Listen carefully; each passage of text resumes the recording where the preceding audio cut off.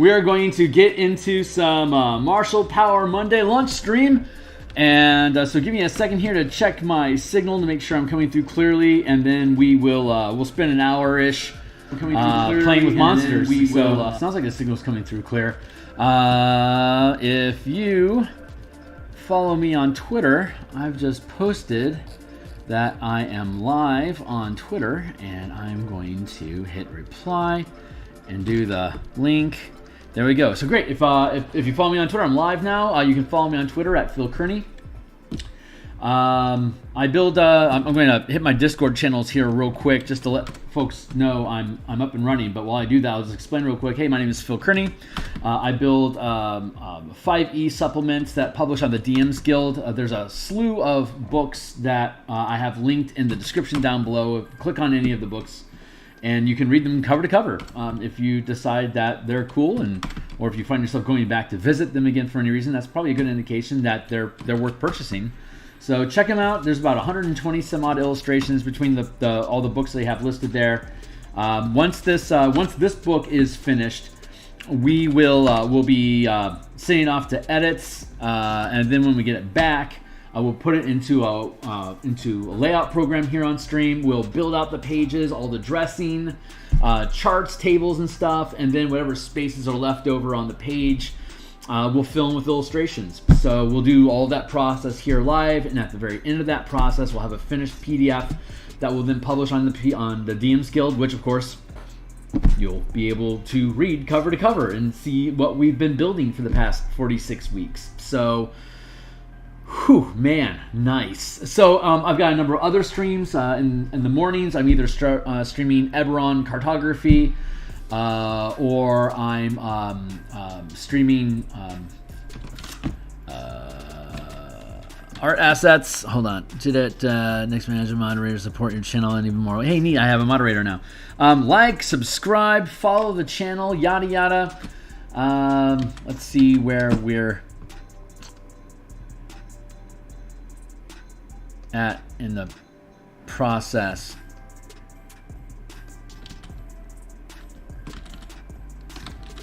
Where are we? What do we got going on here? Hold on real fast. Yeah, okay, looks like everything's square now. Okay, cool. So this is a cover to the Theurgy ability check casting that we had produced, which is linked down below. And here is the 5-color mana spell point variant rules that we have bundled. Both spell point warlocks and the core mechanics are well on their way to being gold titles. So they got a lot of really great reviews. I'm pretty proud of them, and they should. I mean, they work in almost any 5e game system that uses points for resources that scales on a level 1 to 9 for spell casting, like Pathfinder. A lot of game systems, honestly. So check it out. Especially if you're an MTG, Magic the Gathering world enthusiast, this is going to be really interesting for you as well. But setting that aside, on Raw, we're going to get into our martial powers. So let's see, what are we up to today? And we are in February, so we're going to just continue creature samples as part of our process of building out the DM's notes. Again, there's a link in the description below to my Patreon, which will take you to some of the playtest documentation that we have here. This is a very rough draft, so it's hardly the final language. It doesn't have the layout and stuff like that. So right now we're just fleshing out how these mechanics work. That's why we hire an editor to help reword it, restructure it, make sure it's the best foot forward. And when we do that, then we come back and we start putting in the page layouts and stuff. And of course, the playtest will go down once the edits come back and we start working on page layouts. And once the whole thing is done, we'll do a stream walkthrough with the thing, so you can see page by page where it leads us through and how we got there, and you'll see the whole process. So continuing that process today. What we are going to work on is our next example, which is going to be a Tyrannosaurus Rex. I'm going to spell Tyrannosaurus correctly. Or maybe I'm not. Tyrannosaurus Rex. There we go. Now we're spelling right. Cool. So we've got our list of powers, whether they're exploits that modify die rolls, movement, or targeting options.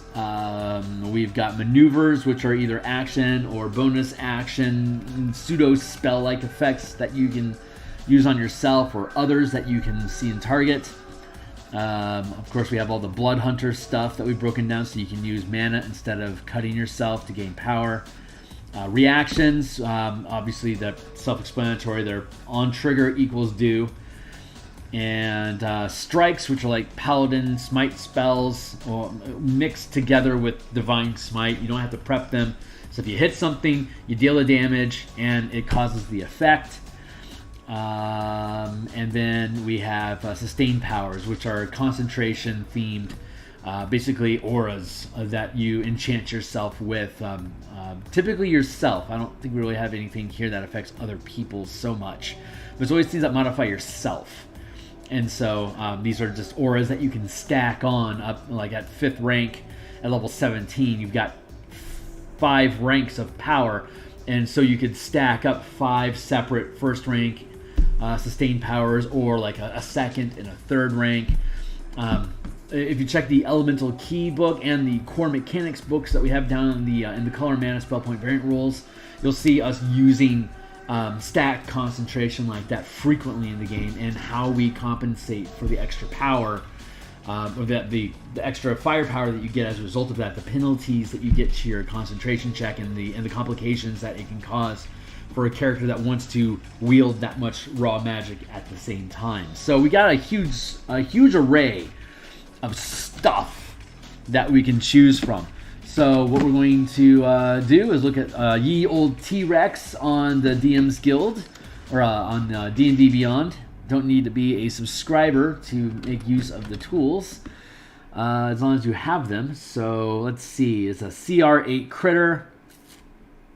It's got some speed to it, strength, con, not so much anything else. It's got multi-attack, which is a bite and a tail, but they have to target separate things when they do. And it's, how big are you? Huge. Enormous? Huge? Meh. 15 feet. That's okay. I'm going to try. Okay, cool. So that's the rough idea. So let's look at how we structure power for creatures. Going back. Ooh, I need to set a clock, because I only have about 40 minutes today. Not a lot of time today. And tonight I'm working with Andy the Old Goat Heedley on the Eberron adventure that we've been designing. We got some post-edit remarks back from Zorbot, Stuart Bras, our editor, that deserves our attention. So we're going to do that on our Monday night. So after today, we'll be back. We won't be on stream tonight like usual because of editing time, but I'll be back in the morning to do more Spelljammer token production.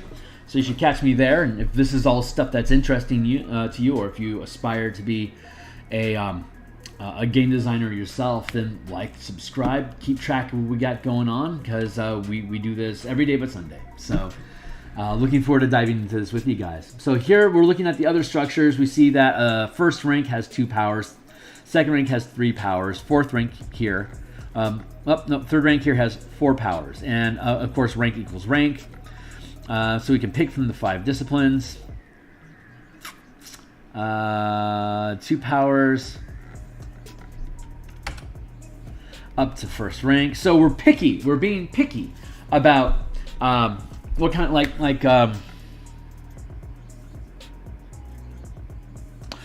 we're really limiting ourselves, that if they're unintelligent, to not use powers that denote intelligence. Like if there's raw damage, or they just modify something passively, then those are things we can do for things that don't have to think. If it's things like, modifying a persuasion check or something, obviously that, like a skeleton or a Tyrannosaurus Rex, isn't going to want to use those kind of exploits. So we're kind of narrowing down what kind of power we're going to give to these guys, but we're doing it to give them basically extra punch. So let's see, since we can get up to 3rd rank, and we've got 4 of these things, I think a strike is probably going to make sense for this. I'm just doing some speculating right now. I suspect maneuvers. You know what? We're just gonna go. We're gonna go with these right now, and I'm gonna hold off on. You know what? Honestly, reactions might make sense too. So I'm just gonna grab a slew of these things just to get the formatting here.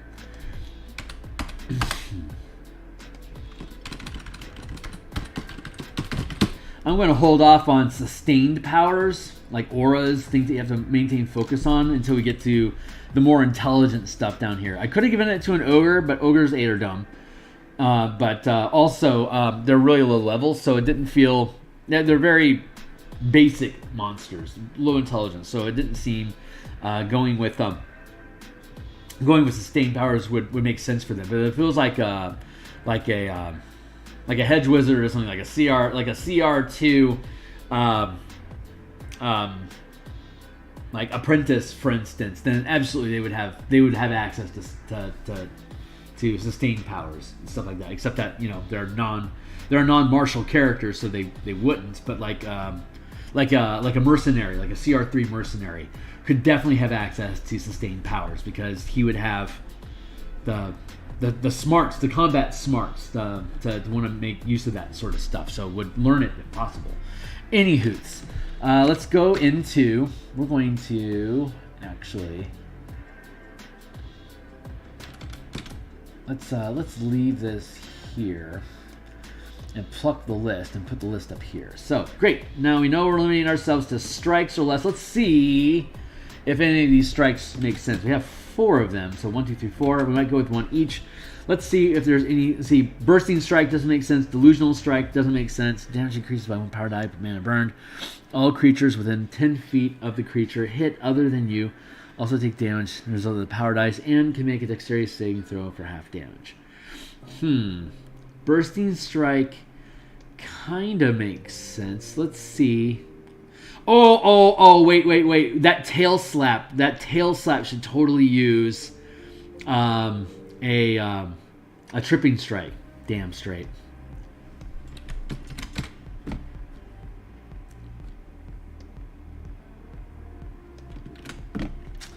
And since it's a 3rd rank creature, let's go back up here, top side, to see our master list. 3rd rank, we have 1st rank, 2nd rank, 3rd rank. 3rd rank uses a D8 up to 3D8, so we know our creature is thus going to. When you use a strike power, you can knock a creature up to 1 size larger than you or smaller prone. The target makes a strength check. Throw to prevent this. You can add 1 power die per mana burned to the DC. When you use this strike power, add. I want to reword this real quick. So, let's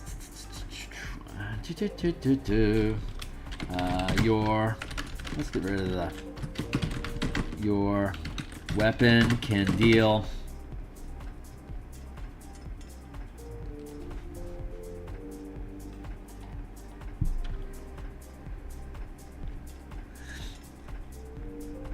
your weapon damage increases by 1 power die for each mana burned. I think that's the language that we use.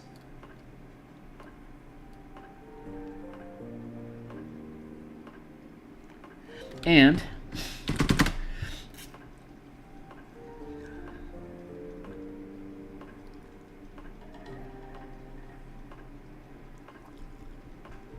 there we go.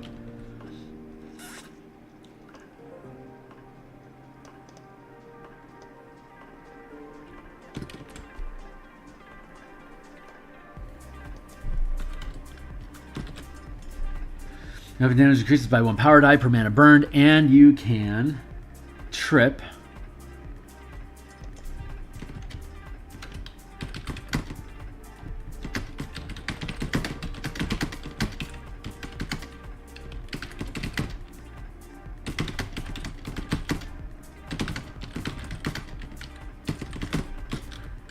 Adding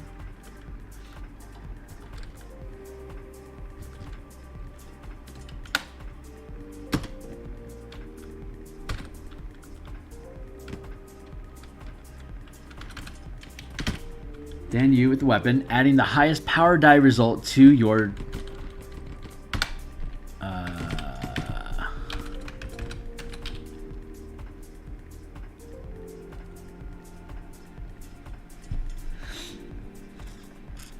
burned, and you can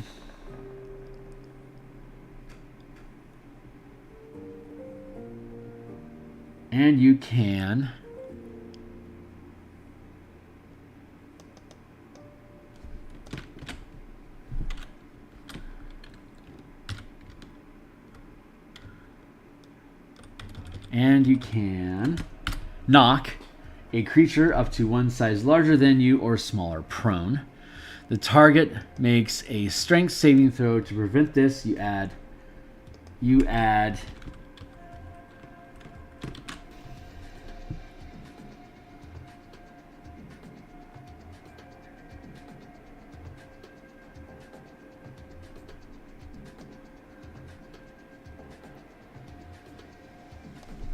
this, comma, adding the highest power die result to your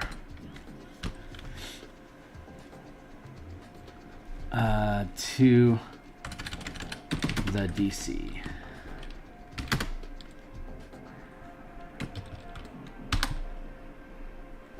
Okay, so tripping strike. Your weapon damage increases by 1 power die per mana burned, and you can knock a creature up to one size larger than you or smaller prone. The target makes a strength saving throw. To prevent this, adding the highest power die result to your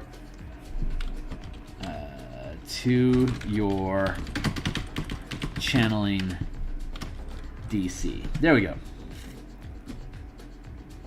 That's the proper language. Bop, bop. Bop, bop. That is a great tail strike ability. Tail strike only. First. Tail, what's it called? Tail slap?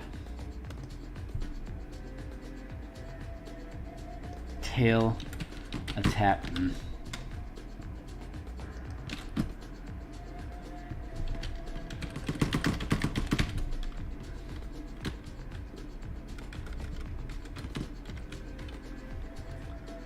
Bop, bop. Oh, bop, bop.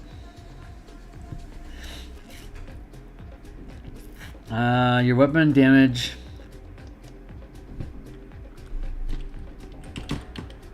deals plus 3d8.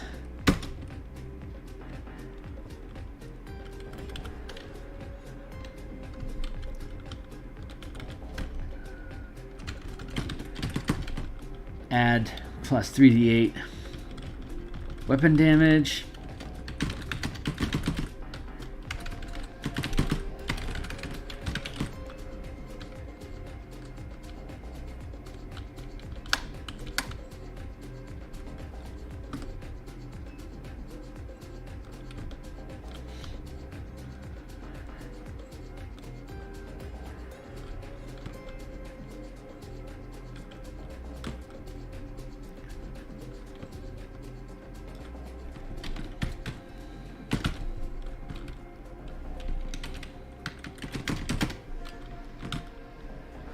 We'll word it like that. So that's a good strike. That's a great strike. So let's see what other cool stuff we have out here. I don't think any of these other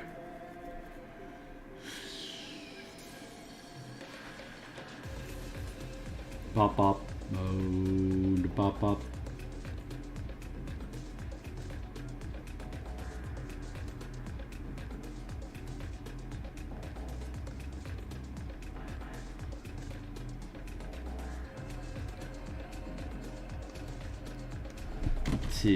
Two sizes larger.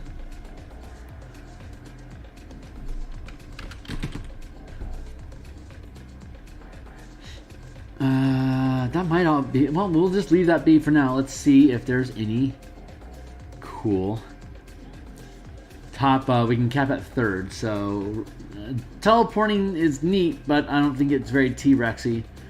Countering attack to shut down magical abilities, also not very T-Rexy. Off balance as a reaction to when a creature you can see makes a melee attack against you.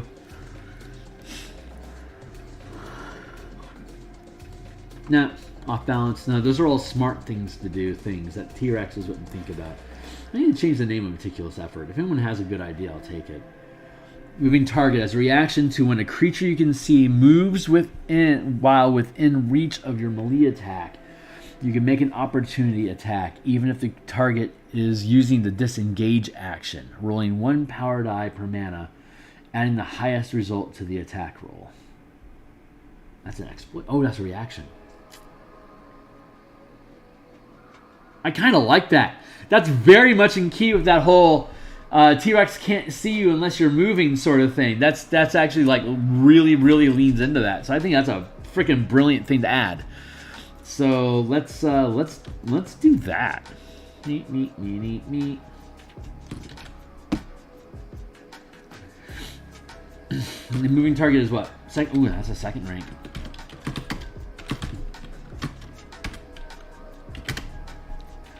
As a reaction to when a creature you can see moves within your reach and melee attack, you make an opportunity attack, even if the target is using the disengage action, rolling 1 power die per mana,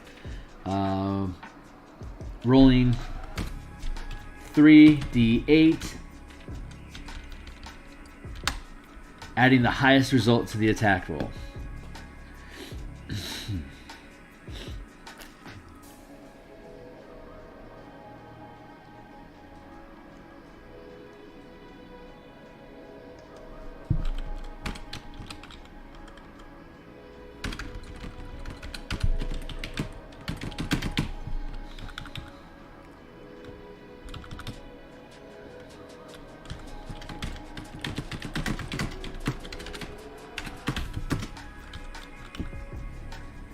What are we doing here with defaults? Hold on.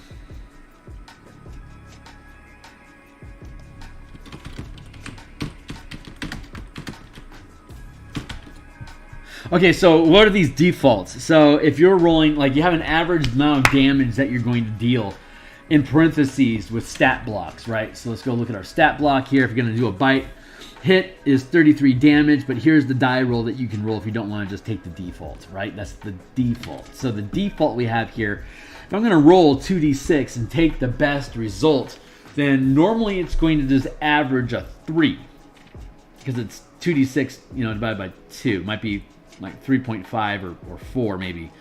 But what we're doing is we're taking half the die that you roll and then plus 1 for each additional die. So if it's 2d6, it's half of 6 is 3. You rolled 2 dice, so that's 1 left over. That's 3 plus 1 is 4. So with the boss fight with the T-Rex, he's doing 3d8. So the average of d8 is a 4, and then he's got the 2 dice left over, which is going to add 2 to 4 equals a default of 6.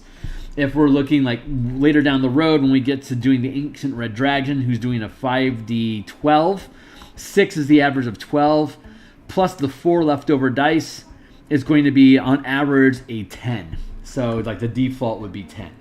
So you would add 10 to whatever its dice mechanics are in that case. So it's super quick, easy way for the DM to not have to worry about cycling through those things so much, just to speed up your game. What is the chances?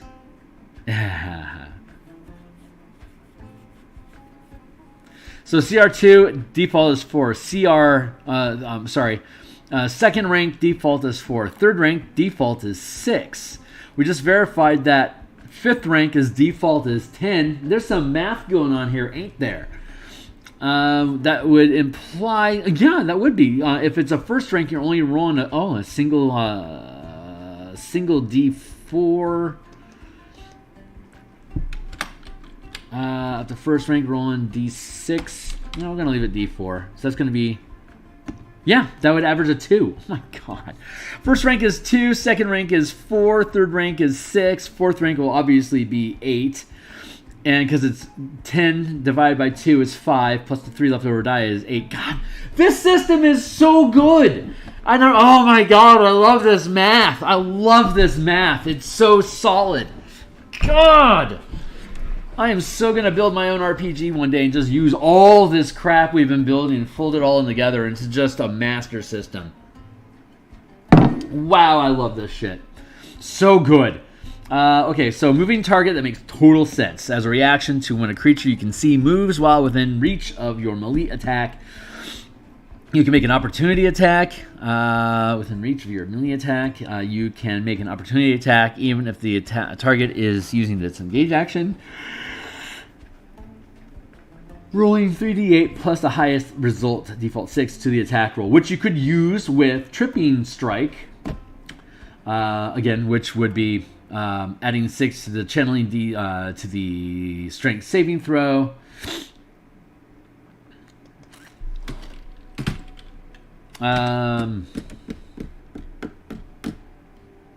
Eight plus what? 8, 3, that's 11. 18. 24.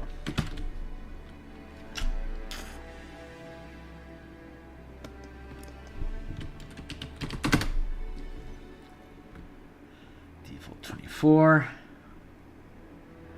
Grapple DC. I'm gonna look up the hey Hornetico, it's good to see you, my dude. That's cool. I'm just glad you showed up, man. Thanks for being around. Let's fix my chatty. There we go. I'm gonna go back to the ogre real quick.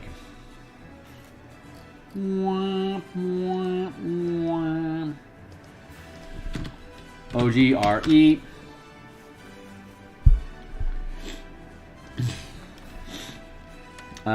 Eight, that's 10, 14, 18.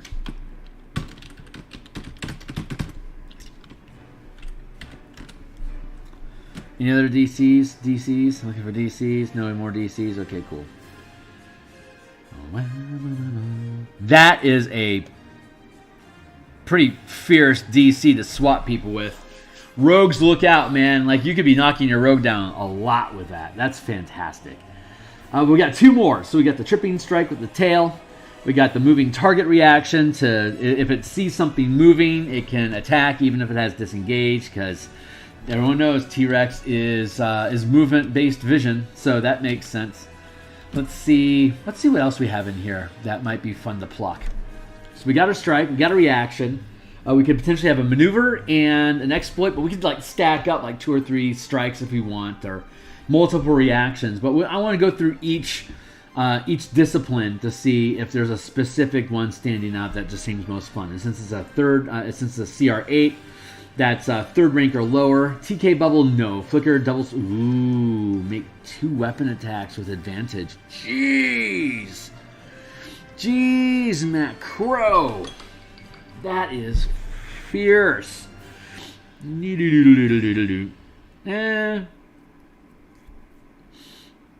gonna skip that for now and see if there's something better. Pack Tactics requires Clever Girl Tactics, which T-Rex isn't built for. Shunt. Nah. Vanish. Lethargy. You can see, vanish, nah. As fun as an invisible T-Rex is, it's not the language we're trying to express. Mobility ain't bad. These are maneuvers, that's right. Coordinate attack, distract, no. Flatten, no. Goad, no.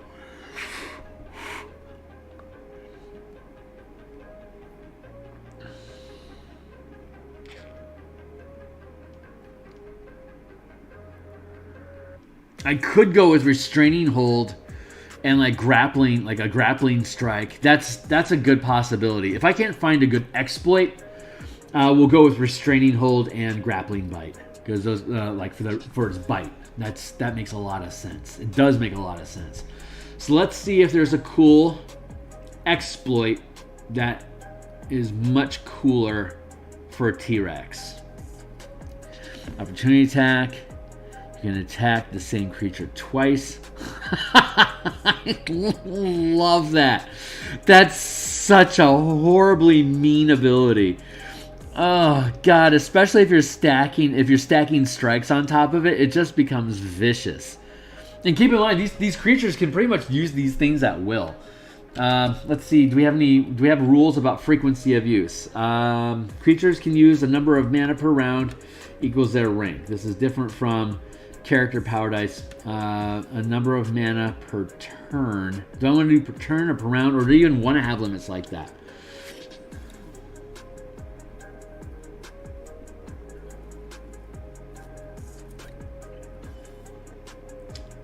Let's see.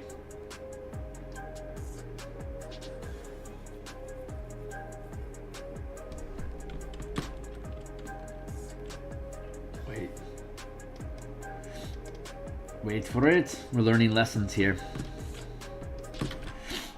This is different from character rank. Total powers known equals rank plus 1. Rank equals max rank of power.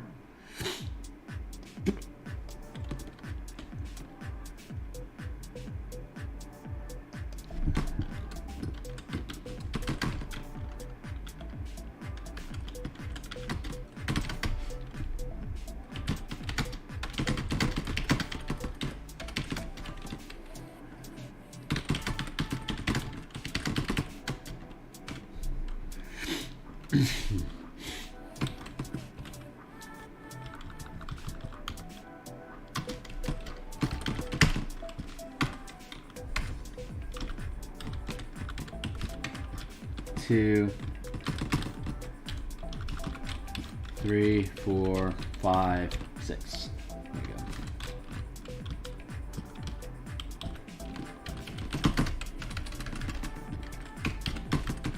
go. Known equals total number of powers the creature knows up to the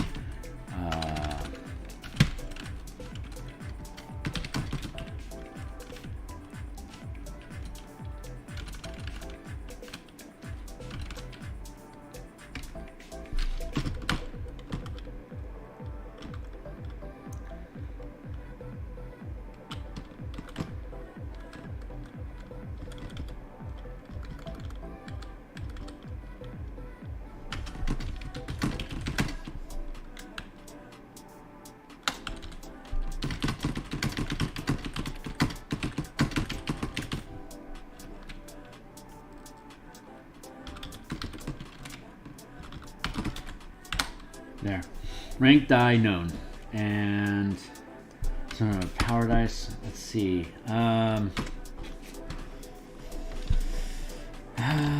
Powers can be used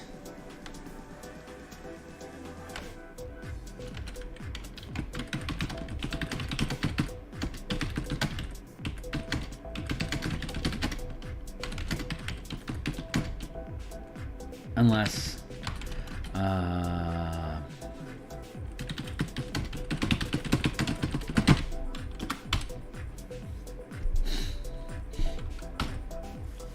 that seems good enough.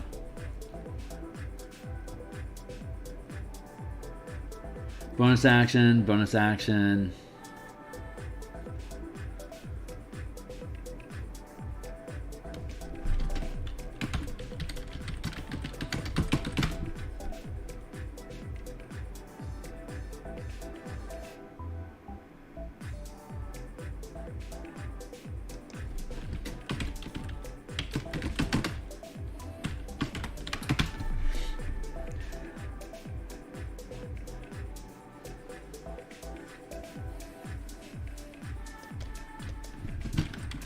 DC was...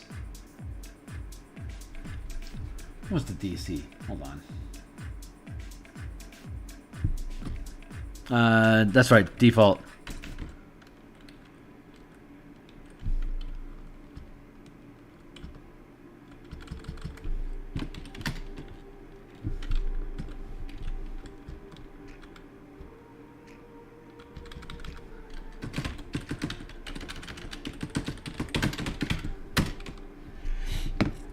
Da, da, da, da.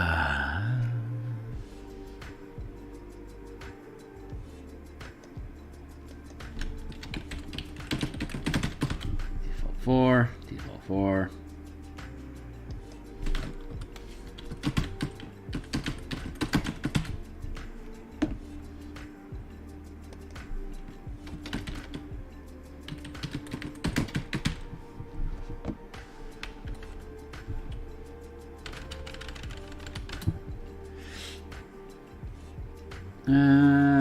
Damage, default.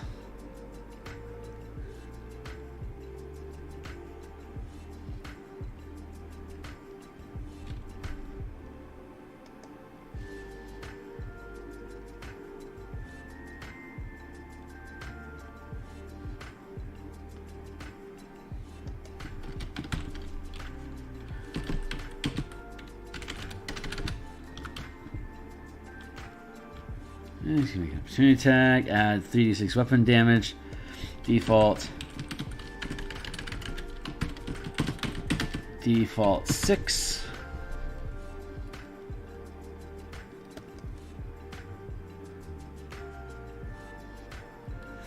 Beep, beep, beep, beep, beep. All right, cool. So we were target. What were we looking at? First strike ain't bad.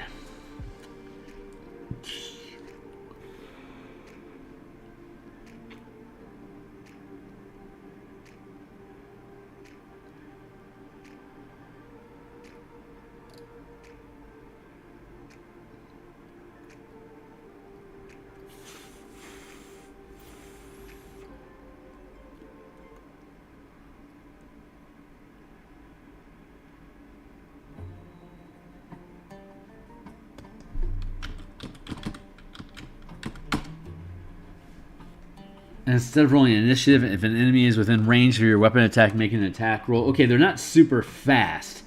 So first strike doesn't feel right. Oh, God, I love hypertonistic. That's such a cool idea. No maneuvers.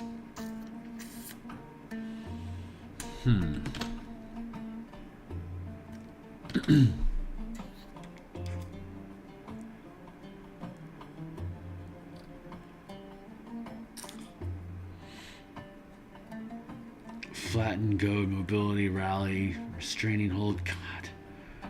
Restraining hold sounds good. I might just go with grappling strike and restraining hold. That just might be the way to be. Hypertonistic is so hot. Empowered synergy, no. Precise, no. No, no, no, no, no. No. There's no assessments of T-Rex. No tools. No knowledge. Okay, great. We'll go with the Jesus. All right, we're going to go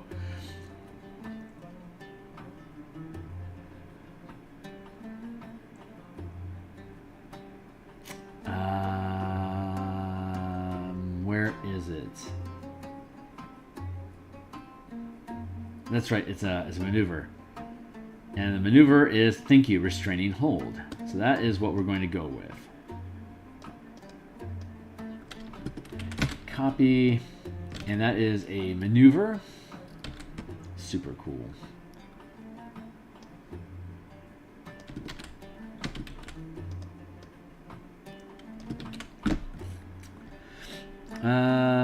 What is that? Restrain hold is first.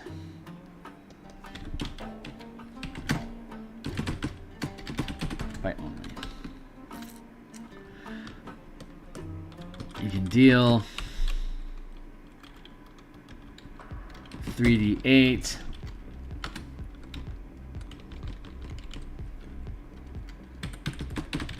Additional weapon damage. 6.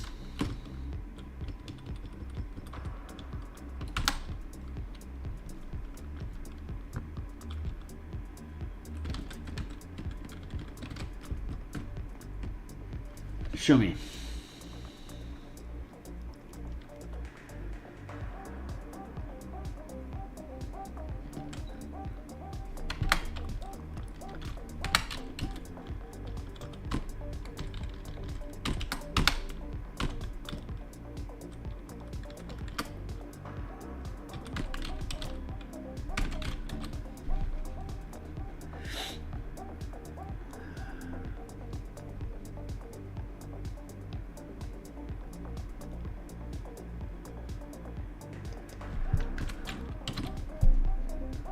Add 13 damage.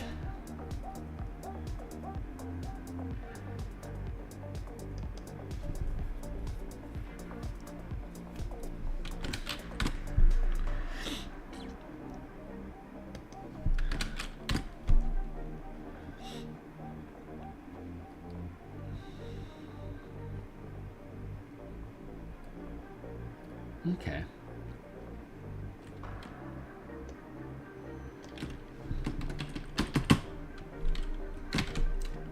Strike is going to be grappling.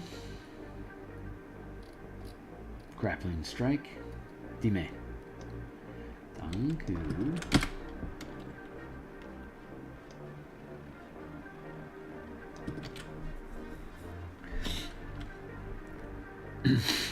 Grappling is what? First rank?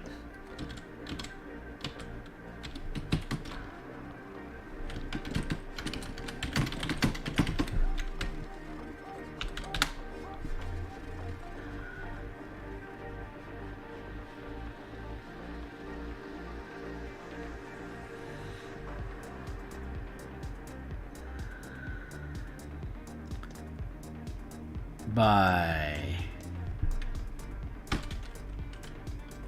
plus 3d8.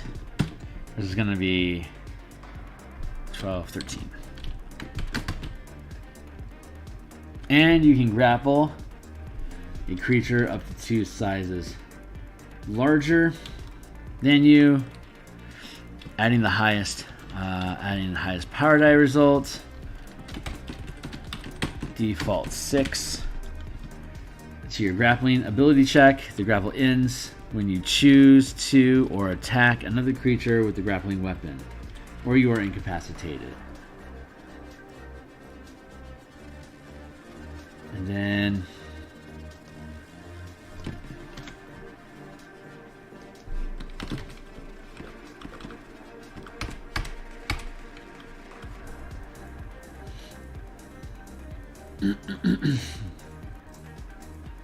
restraining hold. When grappling, you can deal 3d8 weapon damage.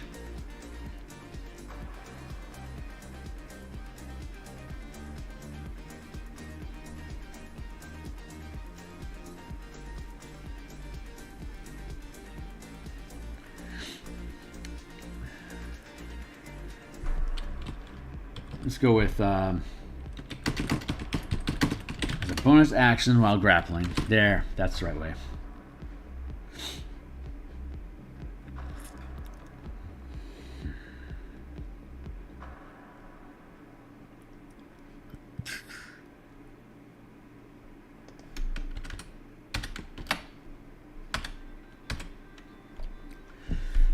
Are we good there? As a reaction to when a creature you can see moves while within reach. And the highest result default is 6.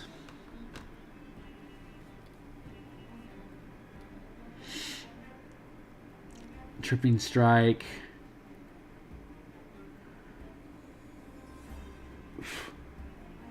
God, what a monster. Yay, right on, man. Well, I'm probably not going to be on for much longer myself either. So, yeah, I got like 4 minutes left and then I'm done. So, yeah, my dude. Thanks for showing up. Short stream today. We're just monkeying around with power. So, it's just a short stream today. Pretty short. We're going to be back next week.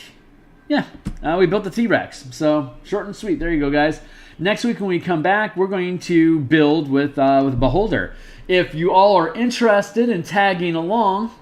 again, the playtest content is in the Patreon link down below. You don't have to be a subscribing patron to access the information. It is only a playtest. It's read-only, and it's not the final actual wording that we're going to use. So take it with a grain of salt what it is. It's just conceptual right now. It should have the good enough mechanics to get it across. But since you know what we're going to do next week with Beholder, if anyone that's checking this out wants to go through the playtest document and pick out your top 5 picks that you would want to give a Beholder that you were to run across, if on top of everything else they can do, they would have any of that martial powers listed as well. That's what we're going to explore here next week. So subscribe. You can either send me your list on Twitter or you can put it down in the comments down below. Like and subscribe.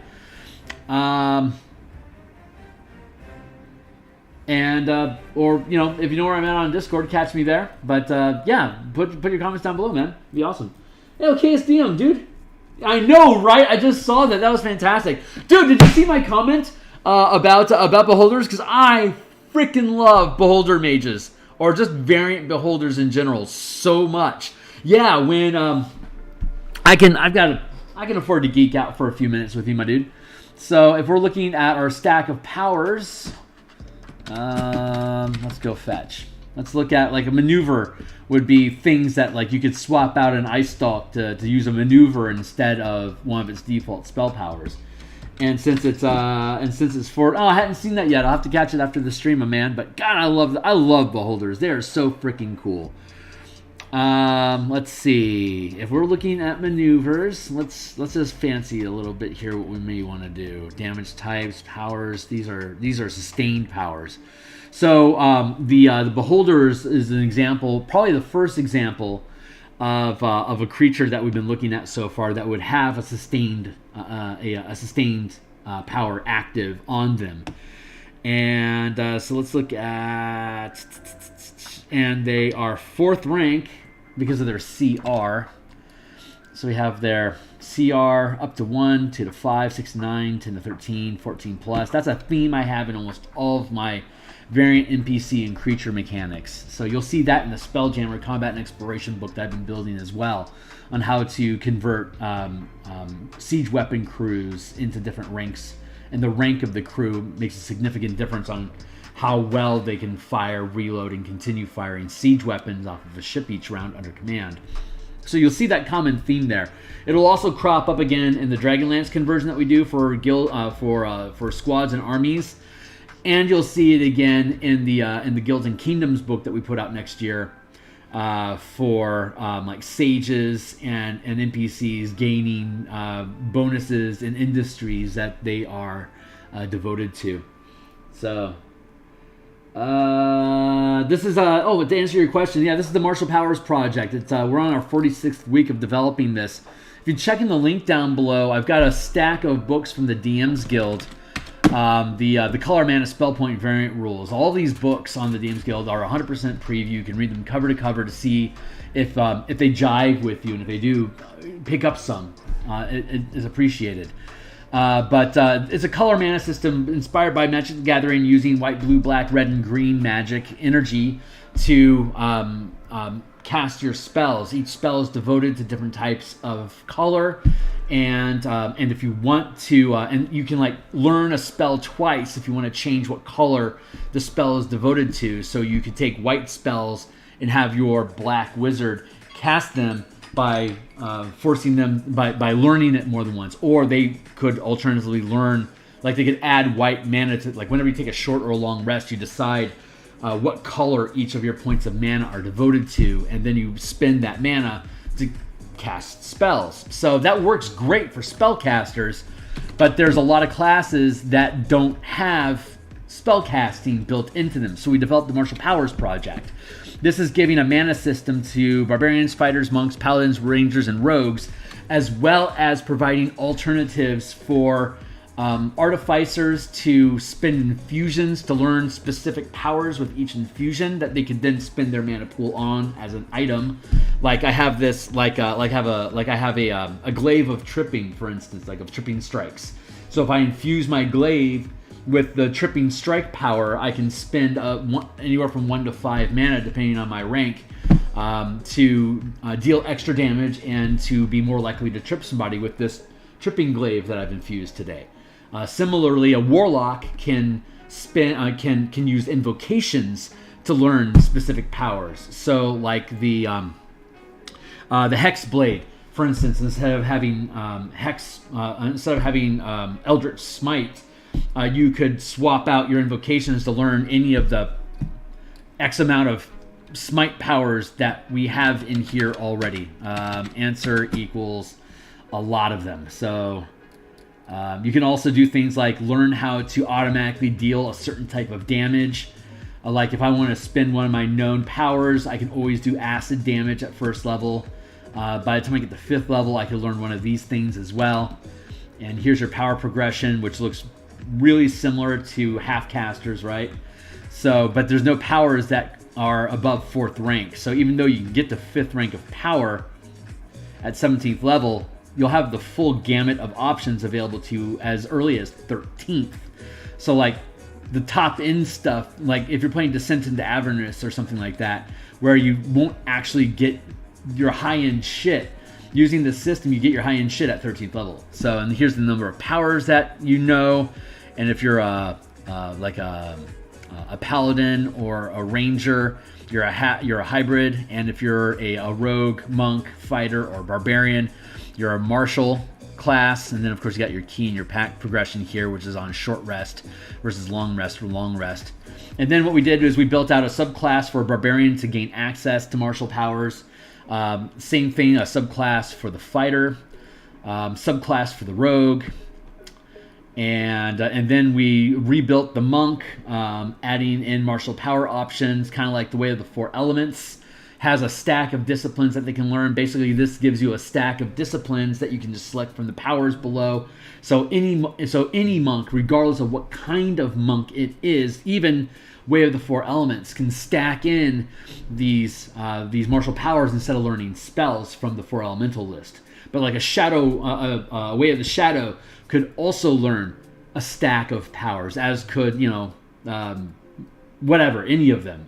The drunken master, who cares? Whatever, all of them. It doesn't. But we also go through and we look at how each way is modified by the power system that we've implemented. Same thing for rangers. The paladin, we had to recalibrate smite so that it works with this system, and it does, because we already figured it out with the universal spell points and the core mechanics books. We already have all those things detailed out. We also have variant class features for the Eldritch Knight and Arcane Trickster in the Tap and Tap Burn Knights and Tricksters book. And then of course we also have all the oaths, like how oaths are modified. For the most part, none of the oaths are modified, but how you use your channel divinity. And like the Oath Capstone feature, you can use your transformation more than once per day if you're willing to spend 5 mana to gain access to it again, for instance. And then we have the Ranger, which is heavily modified. What with the fighting styles are changed. The Mark of Prey replaces Hunter's Mark spell, and all the things that go along with that. And from that, we have modifications to all of the official Wizards of the Coast subclass options. And once 1D&D comes out, I know we're going to probably have to recalibrate all this stuff, but luckily for us, we started the system before 1D&D was announced. We had decided to make the bold decision to let Rangers and Paladins have access to spells at first level, and it turns out that's what Wizards thinks too. So this is, again, all this mana could then be used to like if you want to be a Boros, a Boros character in Ravnica, then you could devote all of your mana to white and red power, white and red magic, and then you'd have like white could either be cold at first level or radiant at 5th, and then red can be fire or lightning and force. So like for Boros, it would make sense that they'd have fire and lightning. A Gruul would have fire and lightning, and it also has green, so poison. Fire, poison, lightning, or at higher ranks, thunder and force. Force less so for Gruul because of the red-green nature kick, but Boros very much so would be able to make use of that. So you could spend you could spend a known power to be able to, whenever you spend mana to deal damage, it automatically deals whatever damage type you chose. So that's a way you can express, like I can make a Boros character that yields red and white mana in my mana pool, but the main use that mana has for my martial character is to fuel damage types. If I'm hybriding like a Ranger Boros, then I'd have red and white, so I can mix powers and spells known together. But if I'm using red and white mana, then I would limit my color pool to red and white spells, or I would double learn a specific spell to get it from, like, say, black into my red mana pool as a ranger. But the default here is just like key, like universal generic mana. The option of adding on a power paradigm is optional, and we currently have either the 5 colors or the 4 elements, like Avatar: The Last Airbender. That's what the 4 elemental keybook is all about, which is in this bundle as well, if you go check that out. So what we've been doing is adding these martial powers to creatures, like any creature, and if we really want to get crazy, every creature. So we could, once this book publishes later on this year, we would then be able to follow it up with every creature that's been officially published by Wizards of the Coast, and using the same scaffold system, use powers that kind of supplements and emphasize features of those creatures. So like the skeleton isn't much of a threat unto itself, but as a bonus action now, it can make a second attack. Or as a bonus action, it gains mobility, so it can act like a rogue. It's just a skeleton, so it's got its attack, but might attack you twice, or it might be unusually fast to chase you down. So, but that's only a CR 1/4, which is first or lower, so it has very limited power. But as we scale up, like the ogre, the extended attack, which is it has a 10-foot reach, increased reach with a melee weapon, so it goes from it already has a 10-foot reach. Now it goes to a 15-foot reach, and it rolls added damage. Roll 2d6. Add the highest result to the attack roll, which is so you anytime it makes an attack per round, it can increase the reach and likelihood of hitting. And if it does, like as grappling, you've got the restraining hold here, which deals extra weapon damage, and it has a saving throw, or you are restrained while you're grappled. And then it has the grappling strike, so it can have its reach, hit you more easily, deal extra damage, trigger a grapple that you have to make a save against DC 18 as, like, say, a 3rd level or 4th level character. And then if it hits as a while grappling, as a bonus action, as a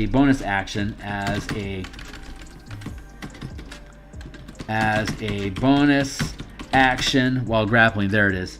So it can hit you at reach more easily. It grapples, deals a lot of damage, and as a bonus action on top of hitting you, it can now grapple you, but it locks down its weapon while it does so. So there you go, fun there. And then we just built the T-Rex today, which is a moving target. If you move within reach of it, it gets a reaction to make an opportunity attack against you, and if it hits, it deals it's a +6 on its normal attack roll to hit you if you try to move within reach of you. If it hits, it can either use a tripping strike, which adds an extra 13 damage to its tail slap, and has a DC 24 to knock you down as a strength saving throw. It could also bite you. Using multi-attack, it can both bite and strike. So if it does a bite attack, it can do a restraining, it can do a grappling strike. So it can bite you, dealing an extra 13 damage on top of its bite already. Attack rolls, you're incapacitated. Let's see, adding the highest die roll to your grappling ability check. And then if it successfully grapples you with its giant maw, it now also restrains you, dealing an extra 13 damage, and you are restrained while you are being carried around by it and chewed on. So that's... So next week when we come back, we're going to build the Beholder. And so there's a number of... and Beholders are incredibly intelligent. So they could use the full gamut of options that we have built out so far. Like, and it's 4th rank, so it has the full milieu. So like, it could have Indestructible, which is while sustaining its power, you gain resistance to all damage types, and attacks can't score critical hits. And as a reaction to taking damage, you can dismiss this power and burn 2 mana. And if you do, until the beginning of your next turn, you are immune to the triggering damage type. So, and this is expensive. Like your fighter has at most 20 mana at 20th level. So to do this is expensive, but you could theoretically jump into lava for a round and not take any damage from it. So it's got its uses if you're willing to pay for it. So I'm thinking about putting my own system out there in the coming months. Awesome, man. Oh yeah. I stumbled in and saw you working on that. Yeah, this is all DMsGuild stuff because MTG is Wizards of the Coast proprietary. So I'd either have to post it for free on my Patreon, and I've got like 2 Patreons right now, so that's a dumb idea. Or I could publish it on the DMsGuild, where it's going to have ongoing marketing and branding, and I can tie it in with the bundle that I already have, and there's like about 40 different things I can do with it once it's published. So sometimes it makes sense to publish on the DMsGuild. sometimes it makes sense to be independent, depending on how far you dive into the IPs that Wizards has access to through the DMs Guild. Like all the actual published work I'm planning on doing is either Spelljammer specifically, like the Spelljammer Combat Exploration book that I'm doing. I converted Light of Zaraxis, so obviously it has to go on the DMs Guild if I ever want to get paid for it. The Guilds and Armies book that I'm developing is going to convert the campaign, the Dragonlance campaign, and the Dragonlance board game into my 5e mass combat system because it works that well. I can do that. And then when we get to Guilds and Kingdoms and publish that, then we can use Guilds and Kingdoms, Armies, and Spelljammer all together to convert Descent into Avernus into In Command of Avernus and put out an alternate campaign path using the command system that we've been developing here for the past year. So most of this stuff is being developed online. This is the only book right now that I'm actively doing text for. Like you can go back like last month and you'll see I was sitting there burning my wheels on trying to figure out how to succinctly express mana systems for damage only. It took me 75 pages to be able to spit it all out in the core mechanics book, but I was trying to get it down to just a couple paragraphs in this book because that's not the main point of the power system. It's just a cool way to tie into color mana if you want to, or elemental magic if you want to.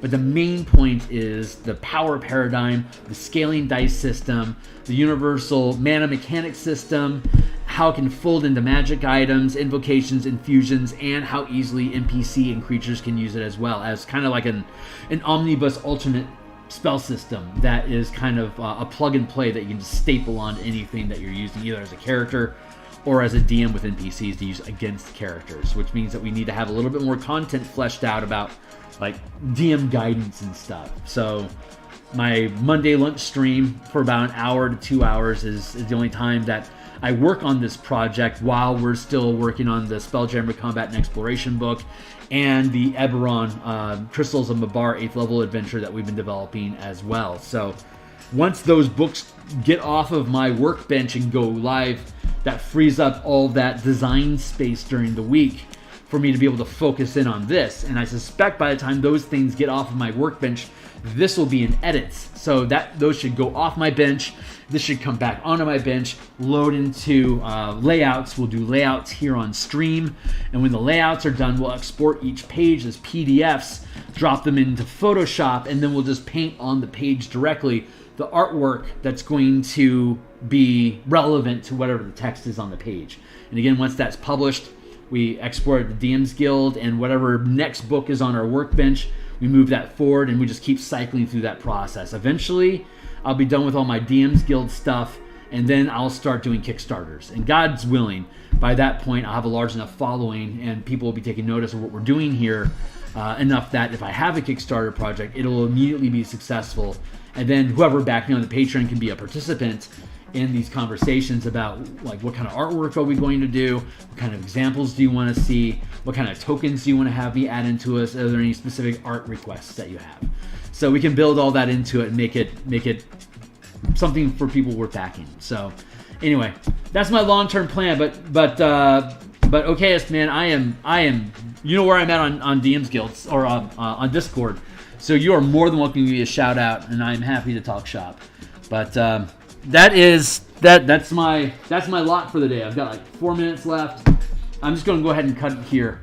I just ask that people like, subscribe, follow me on Twitter at Phil Kearney. I've got an Eberron stream that's in a playlist. I've got the Spelljammer Combat and Exploration book that's in a playlist. I have the command system for Armies, Guilds, and Kingdoms in a playlist. I already did all this process for the Elemental Key book, which is in a playlist as well. I also have like Spell Point Sorcerers, which is under development, building a Dimir black, blue, color mana, shadow, Way of the Shadow monk that's in a playlist. I also have a random generator for creating underground structures and high-rise buildings. To randomly generate the shape of the structures, the number of stories that they have. as well as the different types of inhabitants inside of it for a slow cooking Ravnica urban hex crawl campaign toolkit that will eventually publish sometime in like 2026 when I have time to get to it. But God's willing, I'm going to be doing this for another 30 years. So I'm really not in a hurry. All my shit takes forever because I want to make sure it's like as mechanically solid as possible. And all, of course, all the artwork, the map assets, the tokens, all the build stuff. It takes a while. So I just decided, why not start streaming all that stuff so that people can see what I'm up to, and if it jives with them, then I can get cool people like y'all to jump on board with me. So yeah, I'm out of here for the day. Like, subscribe. If you know where I'm at on Discord, give me a shout. Follow me on Twitter, and I'll see y'all on the other side. So thanks a lot.